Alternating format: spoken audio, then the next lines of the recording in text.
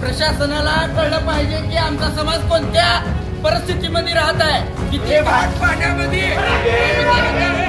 आज़ादी बचाओ news channel में सभी दर्शकों का स्वागत है।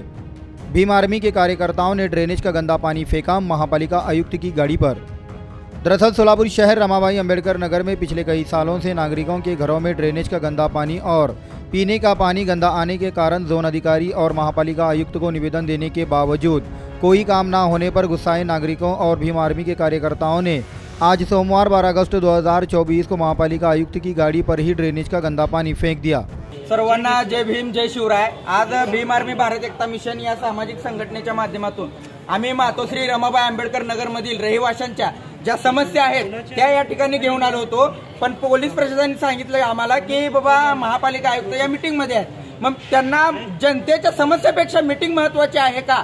गेली 4 वर्ष झालं मातोश्री रमाबाई आंबेडकर नगर मधील महिला, लहान मुलं साथीच्या आजाराने ग्रस्त आहेत, याकडे कोण लक्ष देणार? स्मार्ट सिटी म्हणून फक्त रंगभवन आहे का? व्हीआयपी लोक जिथं उच्चवर्णीय म्हणून स्वतःला समजून घेतात अशा लोकांचे तुम्ही विकास करता आणि रमाबाई आंबेडकर नगर राहू द्या किंवा बौद्ध वस्ती राहू द्या किंवा मुस्लिम वस्ती राहू द्या, याकडे जाणून बुजून प्रशासनाचं दुर्लक्ष केलं जात आहे।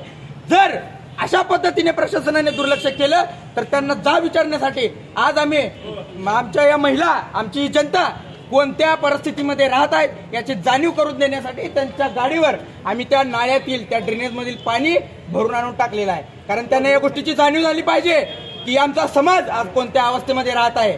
प्रशासनाचे हे दुर्लक्ष जर असंच राहिलं तर याहीपेक्षा तीव्र निदर्शने आम्ही करणार आहोत आणि येणाऱ्या 15 ऑगस्टला याहीपेक्षा उग्र आंदोलन भीम आर्मीच्या माध्यमातून संपूर्ण रमाबाई आंबेडकर नगरमधील महिलांना घेऊन आम्ही करणार आहोत। पुण्याच्या गाडीवर आज आपण घाणपाणी स्वतः महापालिका आयुक्त यांची गाडी इथं आहे, आम्हाला आतमध्ये जाऊ दिलं नाही, त्यामुळे आम्ही गाडीवर ड्रेनेज मधील घाण पाणी टाकून निषेध व्यक्त केलेला आहे।